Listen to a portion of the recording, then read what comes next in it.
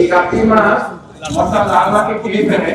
এটা খুব উপকারী মাছ, এটা বায়োলজিক্যাল কন্ট্রোল হিসেবে কাজ করে। আমরা একটু পরে এই গাপ্পি মাছ অবলম্বন করবো। আমাদের এখানে বিভিন্ন ট্রেন আছে, সেখানে আমরা একটি গাপ্পি মাছ বিভিন্ন সোর্স গুলো এখানে রাখা আছে।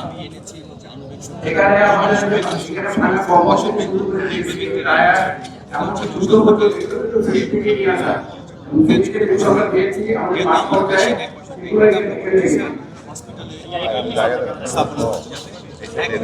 থেকে আরেক রোগীতে ট্রান্সফার ওইখানের মশাটা আর এগুলো তো সব কমন, এগুলো আর স্যার এখানে হচ্ছে স্কুলের বাচ্চাদের দেখানোর জন্য আমরা হচ্ছে এই জিনিসগুলো দিয়ে এটা সব বিটিআই এটা হচ্ছে সবচেয়ে ইফেক্টিভ। এটা আমি করেছিলাম কারণ হচ্ছে ফুলের টব, বেশিরভাগ ক্ষেত্রে দেখা গেছে যে ফুলের টবেই পানি জমে এবং ফুলের টবেই আপনার লার্ভাটা হয়। এটা যদি আমরা ফুলের টবে দিয়ে দিতে পারি তাহলে এটা গাছে কোনো ক্ষতি করবে না এবং প্রায়